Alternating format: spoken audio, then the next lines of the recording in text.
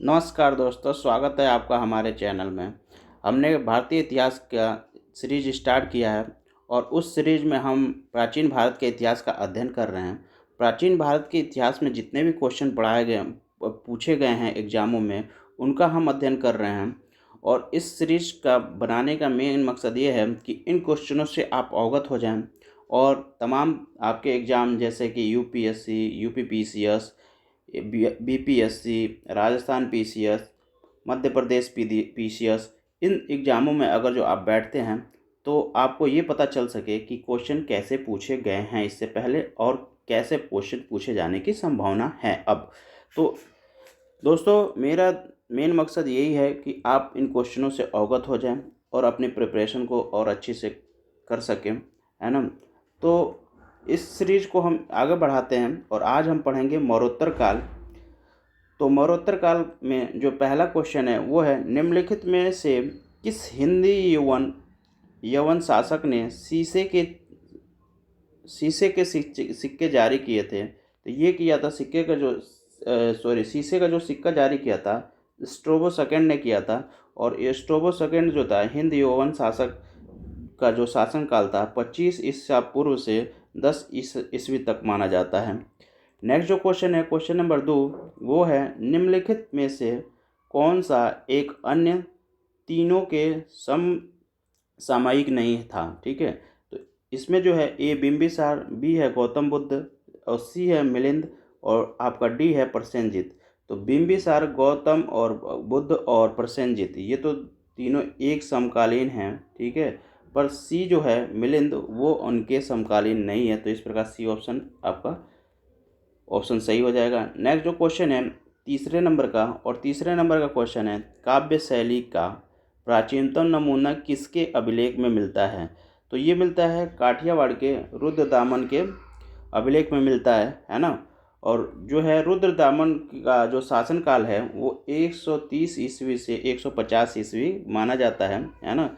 और इन्होंने जूनागढ़ के अभिलेख जो है गुजरात जिले के गिरनार पर्वत से जो प्राप्त हुआ था। और इसकी जो लिपि है वो संस्कृत में है ना। और इस अभिलेख का जो लिपि प्राप्त हुआ संस्कृत का, वो अब तक का संस्कृत अभिलेख का सर्वाधिक प्राचीन है, ठीक है। और इस अभिलेख में संस्कृत काव्य शैली का प्राचीनतम नमूने प्राप्त होता है। नेक्स्ट जो क्वेश्चन है चौथे नंबर का क्वेश्चन, वो है, किस अभिलेख में रुद्रदामन प्रथम की विभिन्न उपलब्धियां वर्णित है। तो हमने अभी पढ़ा जूनागढ़ की जो अभिलेख है उसमें वर्णित है, तो ए ऑप्शन सही हो जाएगा। नेक्स्ट जो क्वेश्चन है आपका पाँचवें नंबर का क्वेश्चन, और पाँचवें नंबर का क्वेश्चन ये है, बिना बिगाड़ के किसने सुदर्शन झील का जीर्णोद्धार कराया, है ना। तो इसमें जो है रुद्रदामन प्रथम ऑप्शन सही हो जाएगा, है ना। रुद्रदामन जो प्रथम है वो है शक वंश के प्रसिद्ध शासक हैं, है ना, जिसने गुजरात, मालवा, कच्छ, सिंध, कोंकण पर शासन किया। और जूनागढ़ अभिलेख से पता चलता है कि 170 ईस्वी में रुद्रदामन ने गिरनार के निकट सुदर्शन झील की मरम्मत बिना बेगार लिए ही करवाया था, है ना, जो मौर्य वंश के शासक चंद्रगुप्त मौर्य के आदेश पे बनाई गई थी। ये भी हमें याद रखना है कि किस शासक ने बनवाया था। नेक्स्ट जो हमें क्वेश्चन नंबर है छठा, और छठे नंबर का क्वेश्चन है, उत्तरी तथा उत्तर पश्चिम भारत में सर्वाधिक संख्या में तांबे के सिक्के को जारी किया था। तो किसने जारी किया था। तो कुशाणों ने जारी किया था, है ना। नेक्स्ट जो क्वेश्चन है वो है 7 नंबर का क्वेश्चन, और 7 नंबर का क्वेश्चन ये, प्राचीन भारत में निम्न में से किस एक ने नियमित रूप से सोने के सिक्के चलाए। तो कुशाणों ने चलाया था, तो इसमें ऑप्शन सी सही हो जाएगा। नेक्स्ट जो क्वेश्चन है आपका 8वें नंबर का क्वेश्चन, और 8वें नंबर का क्वेश्चन है, बुद्ध का किसके सिक्कों पर अंकन हुआ है ना। तो ये है जो कनिष्क ने अपने बुद्ध की प्रतिमा अपने सिक्कों पर अंकित करवाया था, ठीक है। तो बी ऑप्शन सही हो जाएगा। नेक्स्ट जो क्वेश्चन है 9 नंबर का क्वेश्चन, और 9 नंबर का क्वेश्चन है, निम्नलिखित में से किस शासक को सर्वप्रथम सोने के सिक्के जारी करने का श्रेय प्राप्त है ना। तो ये आपको याद रखना है कि बिम्कडफिसस जो है उसने सोने के सिक्का जारी करने का प्रथम श्रेय प्राप्त है। इसमें एक चीज़ और आपको याद रखना है कि भारत में जो है स्वर्ण सिक्का सर्वप्रथम हिंद यौवन शासकों ने प्रचलित किया था, ये आपको पॉइंट याद रखना है। परंतु ये भी याद रखना है कि कुषाण शासकों ने, जो भीम कडफिसस है, उसने सर्वाधिक सोने के सिक्के जारी किए। ठीक है, तो सर्वाधिक सिक्का भीम कडफिसस ने जारी किया था, और सबसे पहले तो हिंद युवा शासकों ने सोने का सिक्का जारी किया था। इस बात को हमें याद रखना है। नेक्स्ट जो क्वेश्चन है वो है 10 नंबर का क्वेश्चन, और 10 नंबर का क्वेश्चन है, निम्नलिखित में से किसने भारत में स्वर्ण सिक्के का प्रचलित नियमित उपयोग के लिए किया था, है ना। तो इस किसने किया था, तो भीम कडफिसस ने किया था। नेक्स्ट जो क्वेश्चन है आपका, इस चीज़ को थोड़ा सा और ये एक पॉइंट आपको याद रखना है कि जो कुजूल कडफिसस हैं उन्होंने तांबे के सिक्के प्रचलित करवाए थे। ठीक है, भीम कडफिसस सोने का सिक्का सोने का सिक्का सर्वाधिक नियमित रूप से संचालन कराया था। ठीक है, और आपको ये याद रखना है कि कुजूल कडफिसस हैं उन्होंने क्या किया था, तांबे का सिक्का सर्वाधिक प्रचलित करवाया था। ठीक है, इस बात को हमें ध्यान रखना है।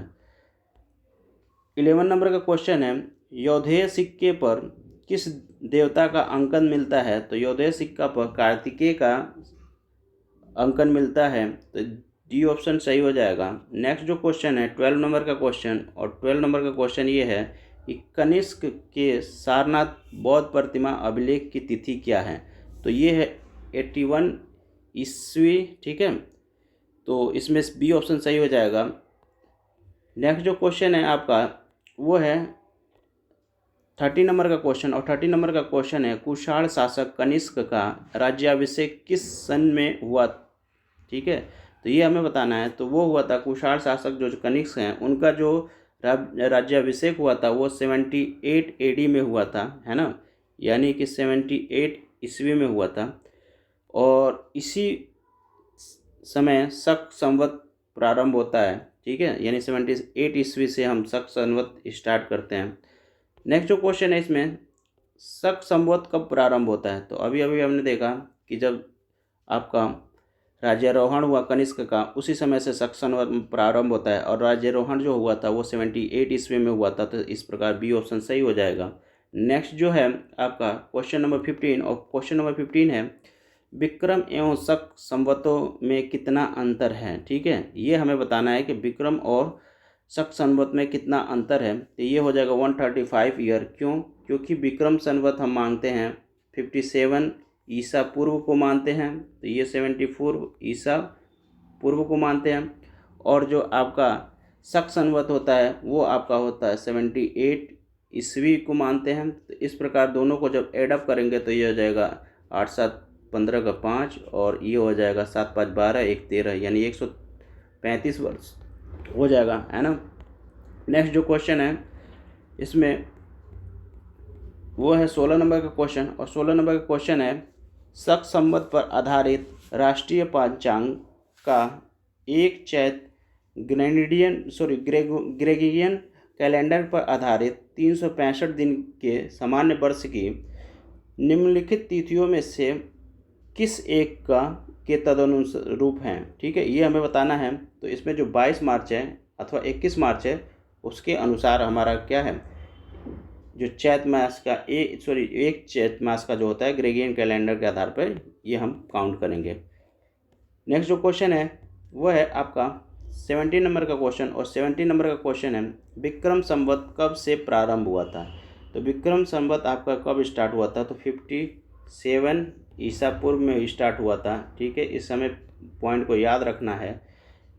और आपका नेक्स्ट जो क्वेश्चन है वो है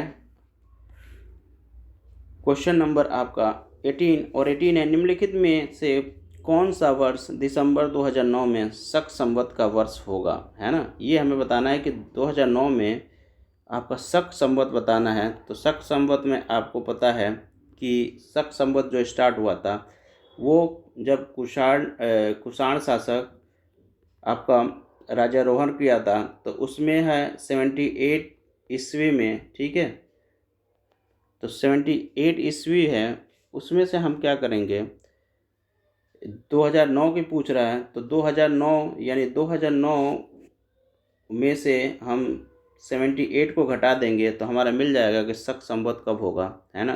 तो ये घटाएंगे तो यहाँ हो जाएगा 1, ये घटाएंगे तो ये हो जाएगा 3 और ये हो जाएगा, यानी 1931 में आपका क्या हुआ था, जब 1931 हो इस शक संवत होगा 2009 में, ठीक है। ये हमारा ऑप्शन सही हो गया ए।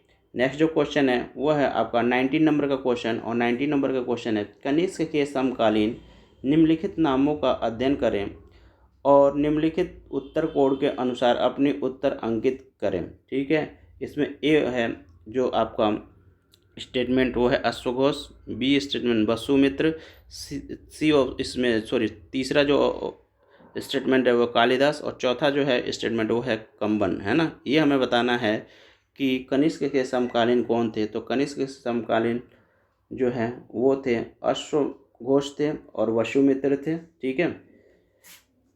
तो इस प्रकार ए और दो यानी फर्स्ट और सेकंड ऑप्शन सही हैं, यानी सी ऑप्शन सही हो गया, ठीक है। नेक्स्ट जो क्वेश्चन है 20 नंबर का क्वेश्चन, और 20 नंबर का क्वेश्चन ये है कि अश्वघोष किसके समकालीन थे। तो अभी हमने देखा कि कनिष्क के समकालीन थे और बौद्ध संगति के ये अध्यक्ष भी रहे थे।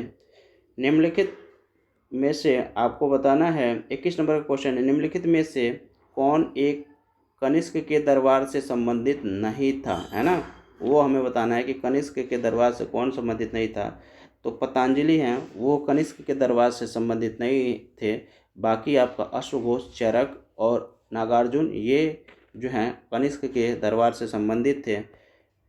नेक्स्ट जो है वो है क्वेश्चन नंबर 22, और 22 क्वेश्चन है निम्नलिखित में से कौन कनिष्क प्रथम के दरबार में नहीं था, ठीक है। ये हमें बताना है। तो विशाख दत्त हैं जो कनिष्क के दरबार में नहीं थे। बाकी अश्वघोष, पार्श और वसुमित्र ये कनिष्क के दरबार में थे, है ना। नेक्स्ट जो क्वेश्चन है आपका वो है 23 नंबर का क्वेश्चन, और ये है निम्नलिखित नगरों में से किसका उल्लेख कनिष्क के रवतक अभिलेख में नहीं है, ठीक है। तो इसमें श्रावस्ती का उल्लेख नहीं है कनिष्क के रवतक अभिलेख में, ठीक है। नेक्स्ट जो है आपका क्वेश्चन नंबर 24, और 24 जो क्वेश्चन है वो है इनमें से किस आयुर्वेदाचार्य ने तक्षशिला विश्वविद्यालय में शिक्षा प्राप्त की थी। तो ये है आपके चरक और जीवक दोनों ने ही आपका तक्षशिला में शिक्षा प्राप्त किया था, ठीक है। नेक्स्ट जो क्वेश्चन है वो है आपका 25 नंबर का क्वेश्चन, और 25 नंबर का क्वेश्चन है शुंग वंश के किस वंश ने भारत पर राज्य किया था, ये हमें बताना है, ठीक है। तो शुंग वंश के किस वंश ने भारत पर राज्य किया था, तो वो हैं कर्ण वंश ने राज्य किया था, ठीक है। नेक्स्ट जो क्वेश्चन है उसमें 26 नंबर का क्वेश्चन, और 26 नंबर का क्वेश्चन है निम्नलिखित में से कौन सा शासक वर्ग व्यवस्था का रक्षक कहा जाता है ना। तो इसमें आपका गौतम पुत्र सतकर्णी है वो आपका शासन व्यवस्था का रक्षक कहे जाते हैं, ठीक है। तो इसमें सी ऑप्शन सही हो गया। नेक्स्ट जो क्वेश्चन है आपका 27 नंबर का क्वेश्चन, और 27 नंबर का क्वेश्चन है मौर्य के बाद दक्षिण भारत में सबसे प्रतापी राजा कौन था। तो मौर्य के बाद आपका सबसे प्रतापी राजा सातवाहन थे, है ना। तो इस प्रकार ए ऑप्शन सही हो गया। नेक्स्ट क्वेश्चन है 28 नंबर का क्वेश्चन, और 28 नंबर का क्वेश्चन है सिमुक निम्न वंशों में से किसका संस्थापक था, है ना। तो सिमुक जो थे वो सातवाहन के संस्थापक थे। तो इस प्रकार डी ऑप्शन सही हो गया। नेक्स्ट जो क्वेश्चन है आपका 29 नंबर का क्वेश्चन, और वो है किस चीनी जनरल ने कनिष्क को हराया था। तो वो हैं पांग चाओ, उन्होंने हराया था कनिष्क को, है ना। तो ए ऑप्शन सही हो गया। नेक्स्ट जो क्वेश्चन है आपका 30 नंबर का क्वेश्चन, और 30 नंबर का क्वेश्चन है निम्न में से किस वंश के साम्राज्य की सीमाएं भारत के बाहर तक फैली थी। तो वो है कुषाण वंश का जो सीमाएं हैं वो भारत के बाहर तक फैली थी, है ना। तो इसमें सी ऑप्शन सही हो जाएगा। नेक्स्ट जो है जो ऑप्शन वो है नेक्स्ट जो क्वेश्चन है वो है 31 नंबर का क्वेश्चन, वो है बाल विवाह की प्रथा आरंभ हुई थी, है ना। तो बाल विवाह की प्रथा जो है कुषाण के काल में प्रारंभ हुई थी, तो इस प्रकार बी ऑप्शन सही हो गया। नेक्स्ट जो क्वेश्चन है आपका 32 नंबर का क्वेश्चन, और 32 नंबर का क्वेश्चन है कि निम्नलिखित युग्मों में से कौन सा एक सही सुमेल है, वो हमें बताना है। तो इसमें जो है कुषाण जो है वो गांधार कला की शैली है, ये ऑप्शन सही है। बाकी आपका जो है ऑप्शन गलत है ना, तो इसमें बी ऑप्शन सही हो जाता है। नेक्स्ट जो क्वेश्चन है आपका 33 नंबर का क्वेश्चन, और 33 नंबर का क्वेश्चन है कला की गांधार शैली निम्न समय में फली फूली, है ना। तो ये हमें बताना है कि कला की गांधार शैली कब फली फूली थी, तो वो कुषाणों के समय में फली फूली थी, तो ए ऑप्शन सही हो जाता है। नेक्स्ट जो क्वेश्चन है 34 नंबर का क्वेश्चन, और 34 नंबर का क्वेश्चन है कि अफगानिस्तान का बामियान प्रसिद्ध था, ठीक है, तो किसके लिए प्रसिद्ध था, तो बुद्ध प्रतिमा के लिए प्रसिद्ध था, तो इस प्रकार डी ऑप्शन सही हो जाता है। नेक्स्ट जो क्वेश्चन है 35 नंबर का क्वेश्चन, और 35 नंबर का क्वेश्चन है जो कला शैली भारतीय और यूनानी आकृति को सम्मिलित सम्मिश्र हैं उसे कहते हैं, तो उसे क्या कहते हैं, गांधार शैली कहते हैं। जो भारतीय और यूनानी आकृति की जो शैली है उसको गांधार शैली कहा जाता है। नेक्स्ट जो क्वेश्चन है 36 नंबर का क्वेश्चन, और 36 नंबर का क्वेश्चन है कि गांधार कला शैली एक संश्लेषण है ना, तो वो क्या है, भारतीय तथा यूनानी कला का, है ना, संश्लेषण है, तो इस प्रकार डी ऑप्शन सही हो जाता है। नेक्स्ट जो क्वेश्चन है 37 नंबर का क्वेश्चन, और 37 नंबर का क्वेश्चन है कि निम्नलिखित में से किस मूर्ति कला में सदैव हरित स्तरित चट्टान का प्रयोग माध्यम के रूप में होता था, है ना। तो इसमें जो गांधार मूर्ति कला है उसमें आपका क्या है, मूर्ति कला में सदैव हरित स्तरित चट्टानों का प्रयोग होता था, है ना। नेक्स्ट क्वेश्चन है आपका 38 नंबर का क्वेश्चन, और 38 नंबर का क्वेश्चन है प्राचीन काल में भारत पर आक्रमण के संबंध में निम्नलिखित में से कौन सा एक सही कालक्रम है, तो उसे हमें बताना है। तो इसमें दिया है यूनानी, शक और कुषाण, और यही आपका कालक्रम सही है, तो यानी ए ऑप्शन ही सही हो गया, ठीक है।